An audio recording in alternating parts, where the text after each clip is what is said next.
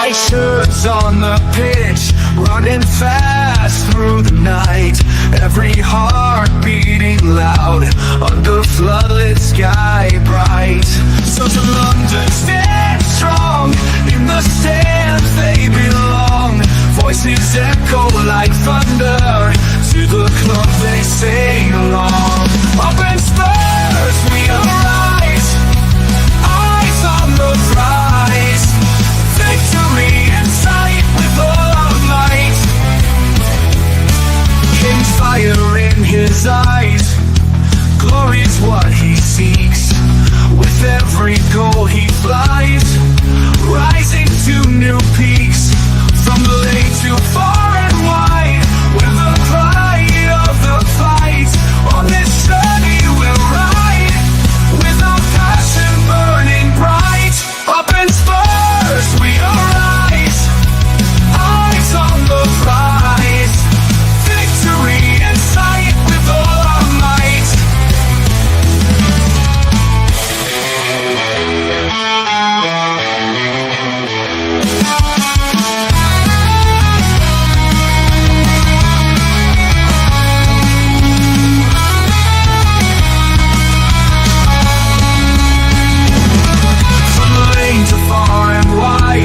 The pride of the fight. On this journey we'll ride, with our passion burning bright. Up in Spurs we arise, eyes on the prize. Victory in sight with all our might. With all our might. With all our might.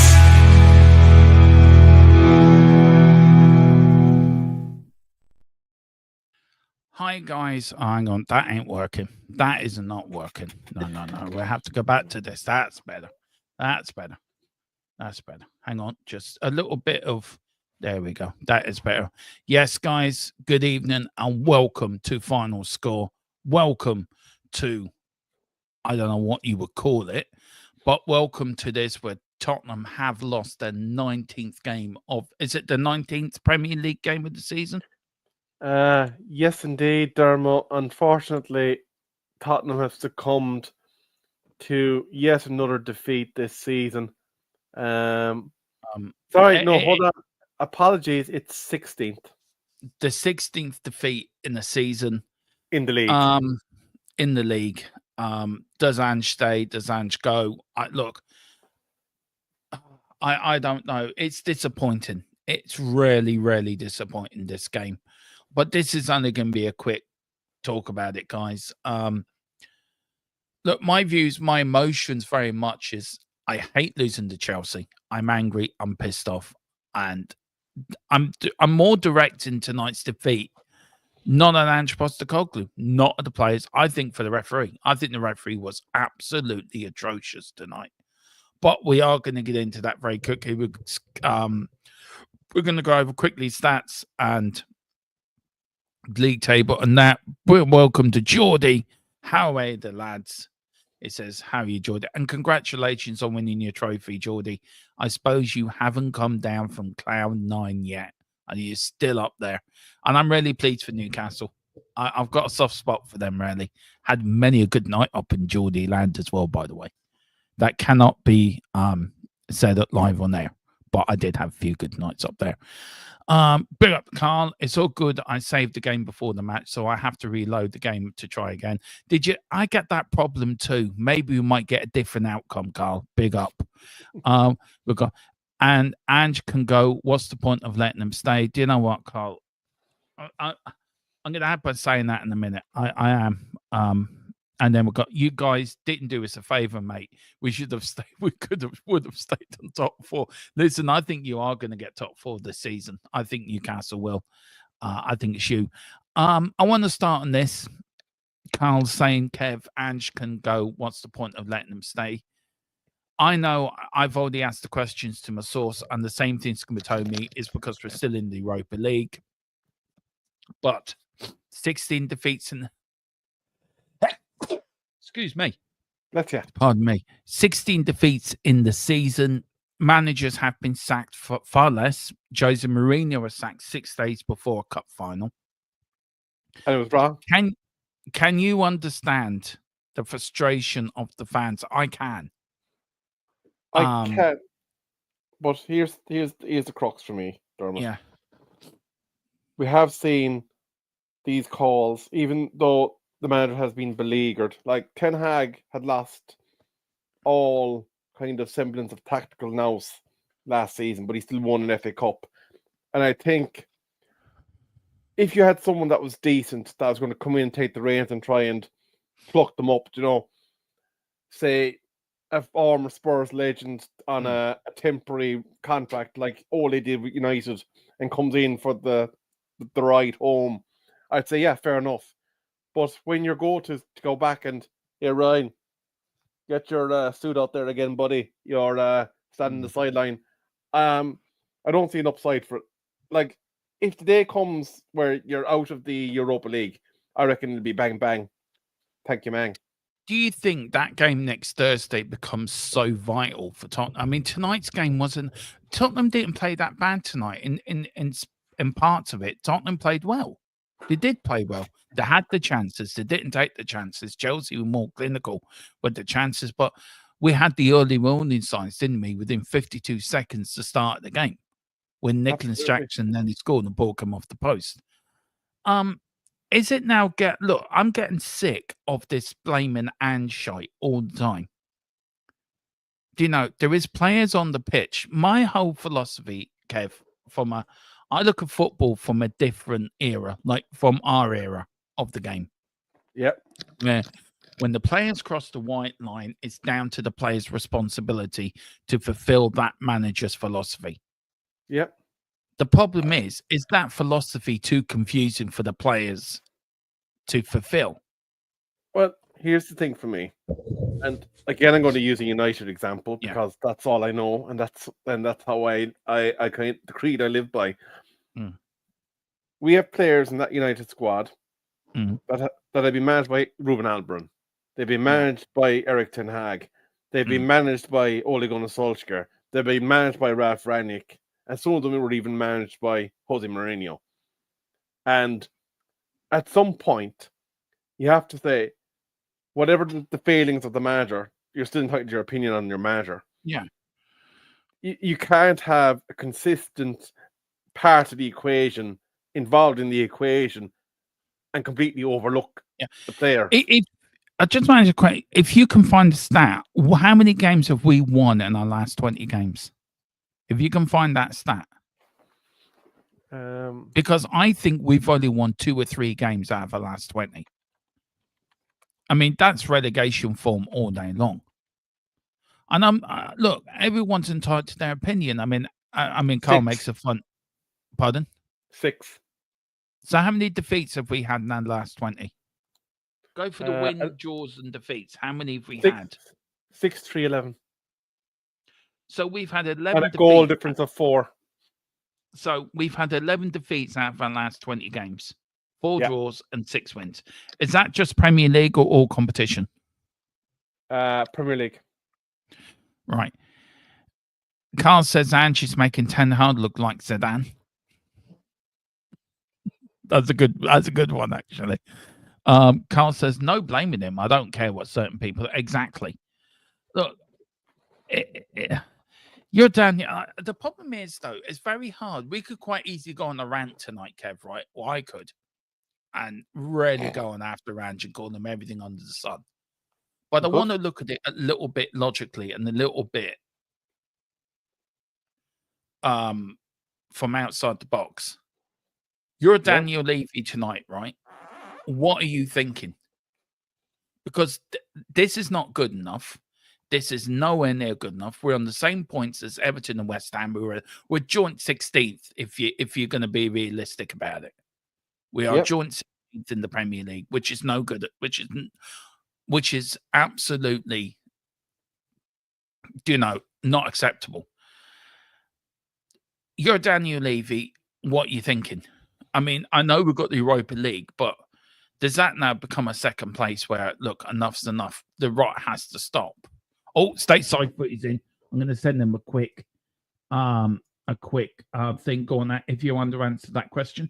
Yeah, what he's thinking is the minute there's nothing left to play for, that there's no more Europa League football, then you pull down the shutters for the season and you go through the motions and you get to the end of the season.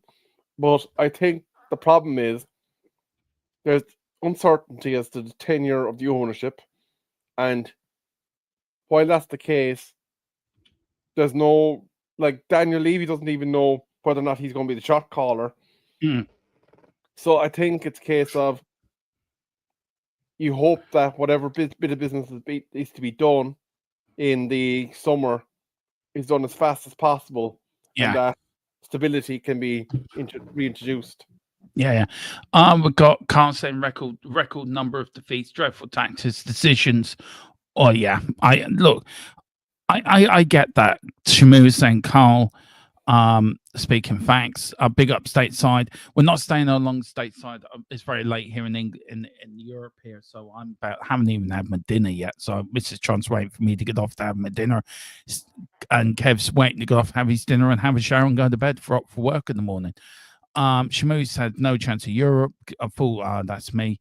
Shamu said tempted to put a bet on Southampton beating us if it's paying over $5. And then Carl says Frankfurt's going to smash us all over the pitch in Europa. Do you want to bring up the stats to the game very quickly? Kev, I do. We'll just go through that. So I don't know if people can see that or not. let me just zoom in a bit, maybe, and we'll take them from the top. Yeah. So do you want to read through them there? So we have Chelsea 11 shots on target versus 8. Sorry, 11 shots versus 8. 5 shots on targets versus 2. It averaged out at being 50-50 possession. The passing was about 430 apiece. The pass accuracy, both in around the 85% mark. Tottenham committed 16 fouls against Chelsea 7. 5 yellow cards apiece. No red cards.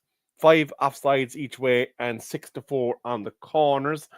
And just briefly then, your lineup just to show who got booked: Chabala, Cucurella, Neto, Palmer, and Jackson.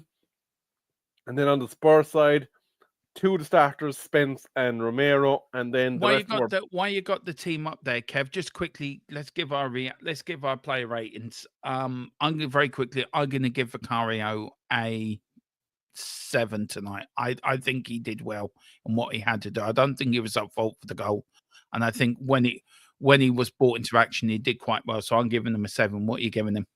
I think 7 is fair, and I'm going to kind of quickly hit the defense while I'm at it. I think Van de Ven, Romero, Spence were all 7s. Udogie was at fault for the goal, so he goes to a 5. Yeah, I agree with that. For Madison, Bentancur, and Bergville, give Bergville a 5. I give Bentancur a 6. I thought he was the best out of the 3, and Madison I'm going to give a 5. I didn't think he influenced the game whatsoever. I'm very quiet, so that's my midfield ratings. What are you going for? He did have one decent attack where he kind of slalomed through the Chelsea offering of defense, but I think that 5/6 is fair for all of them. Bentancur being a slight bit better than the other 2. I think that's a fair assessment. And then up front, I'm going to kind of give credit to Solanke in his hold-up play, because that's what he does. But as an attacking unit, as a unit that's supposed to threaten the goal, there were 2. Like their individual performances and other stuff they've done obviously doesn't mean that they're all 2s, but their attack as a unit and their ability to threaten Sanchez's goal was a 2. I give Sonny a 5. I give Solanke a 7 because I thought he worked extremely hard up front, and I give Odegaard a 6. They're my 3. Then do you want to go through the substitutes then? Who came on? I gave Matthias Taylor an A. It didn't do much. Brendan Johnson a 6. Pedro Porro, give him a 5, and Papa Sarr, give him a 5 as well. Yeah, and then what about? I'll give him a 3. So there you go. Is there any more interesting things there? Actually, just going to read this comment because it's the summary of this particular website. Yeah. So the final whistle sounds after over 30 minutes of added time to close out the second half, and at the end of it all, it's Chelsea who move back into the Premier League's top four with a 1-0 win against London rivals Tottenham Hotspurs. The hosts kept their dominance up from the first half and were ahead just 5 minutes into the second. The skipper Fernandez heading home following an inch-perfect cross from Palmer.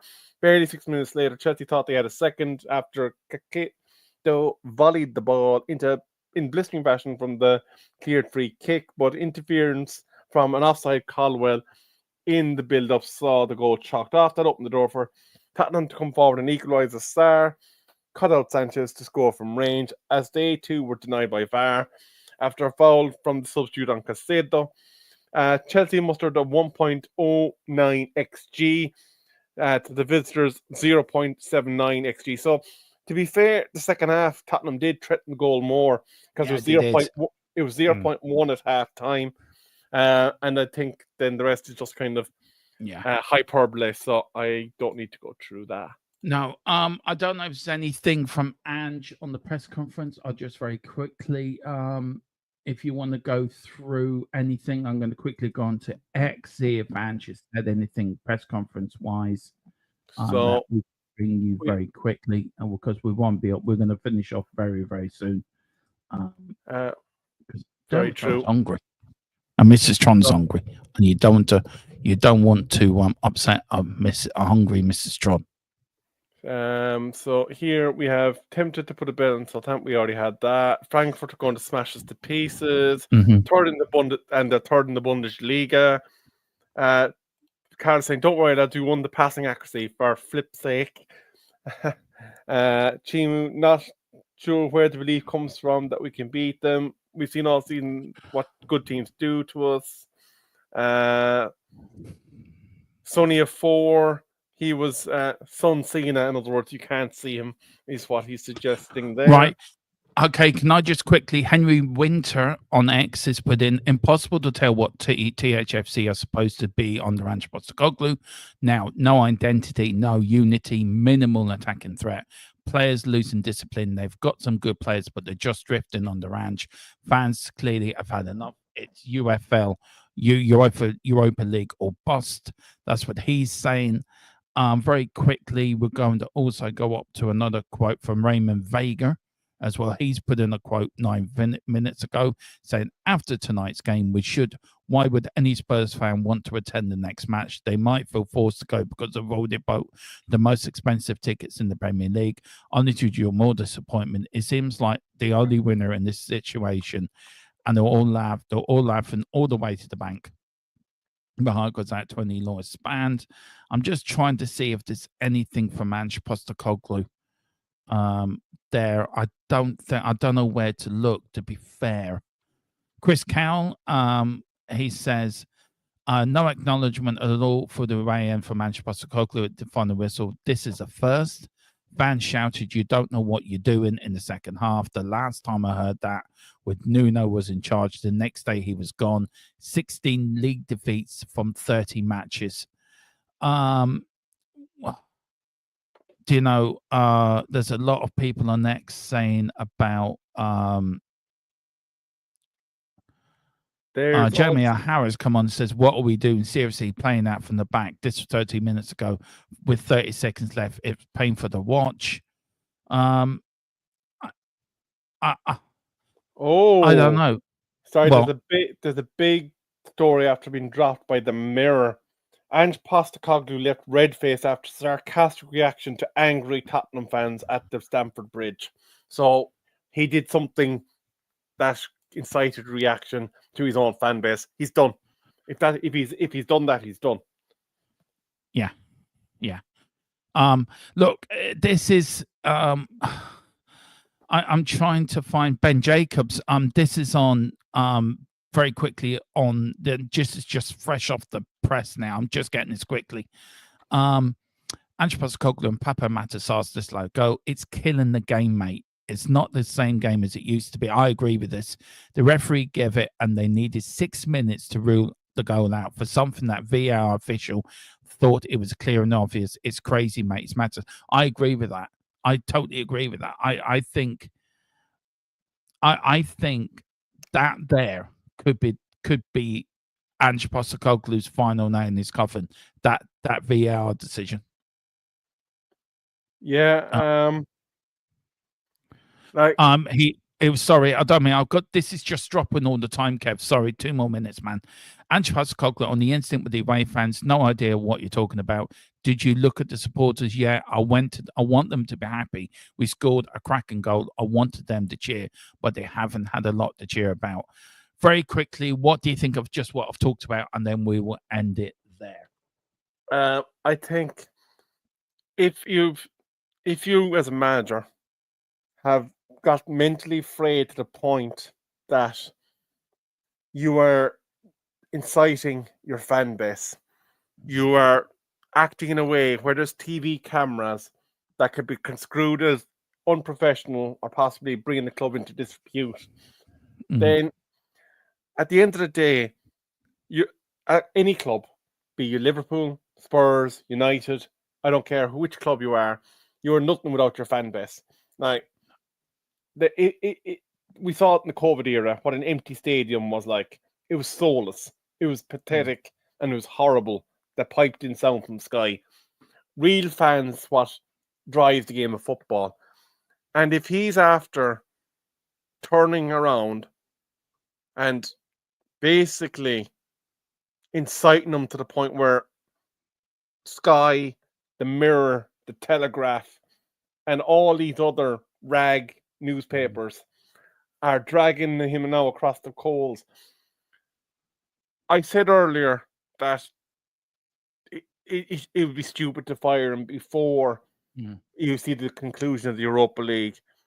But depending on what materializes from this incident, I would not be surprised if he's gone in the morning.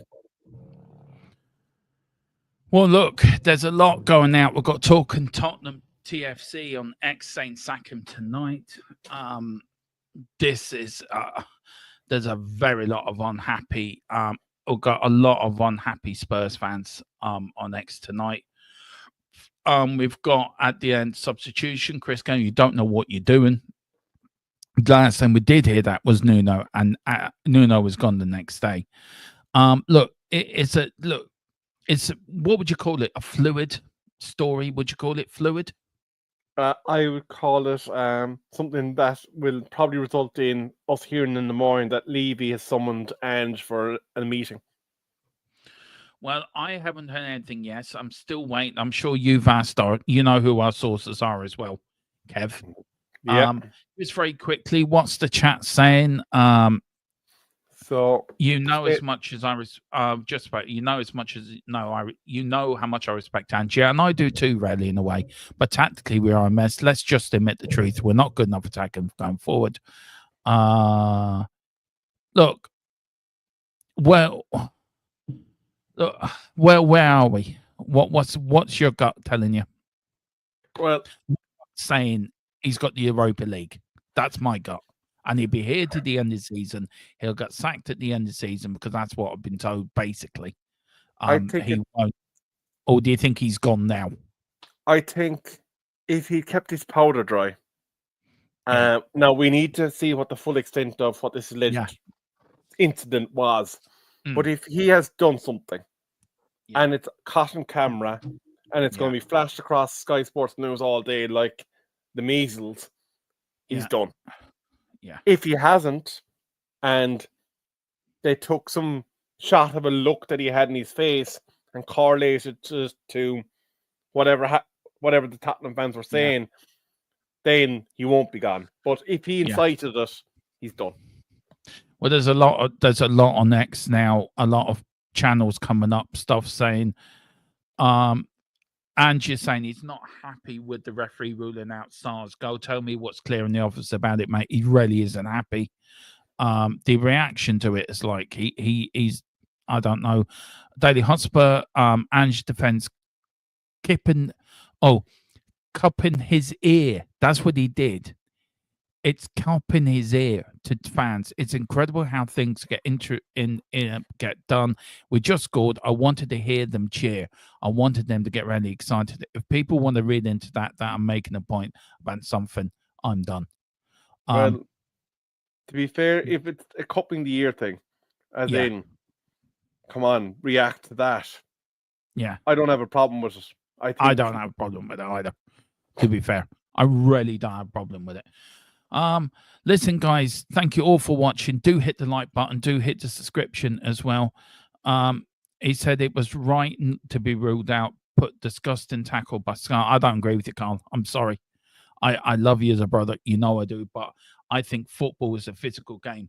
And if we're going to go down that road where it becomes non-physical, then we all might as well give up being football fans. Because 20 years ago, that would have been given. He barely touched them. The Chelsea plane went down like he was shot by Lee Harvey Oswald. Look, if the referee who's supposed to be refereeing the game didn't see it, then is VAR now ruling the game? Are they now the referee of the game? I get what Carl is saying. I get what he's saying is correct, and I know what he's saying. But is VAR running the game? And the answer to that is yes, and I'm fed up with VAR. Get rid of it and get rid of it now. I think, Dermot, we could talk about VAR until 6 o'clock tomorrow morning, and we're never going to come to an agreement as to things. But as you said, there's a busy weekend of football to come back. There's a Manchester derby on Sunday. Tottenham are playing who next? Oh, Southampton. We've got Southampton at home. So, but that game, you can be able to watch it, I think, on Big Up. I don't know. We might do it on Big Up, actually. That Man City derby on Big Up. Or we may do, or don't know what we're doing. We'll work something out. But guys, Kev, where can people find you very quickly before I hit the... Here, Big Up and Rebel, or Kerry_Rebel on the Twitter machine. And eventually, myself and Colin will sort ourselves out as well. Yeah. Well, listen, another defeat. Ange under pressure. Does it stay? Does it go? It's like that song. Who sung that song? It's always please, please, please. No. The Jam. Do I stay or do I go? Do. And on that note, it is time to go. The Clash. It was the Clash. Big up your move. The Clash. Guys, we're back on Saturday. But join us for Dermot's Democratic Rant tomorrow. Mr. Brady going over world politics is going to be a planter of a show. Carl, you like it. Join us. See you there. Bye-bye. Far and wide, with the pride of the fight on this journey.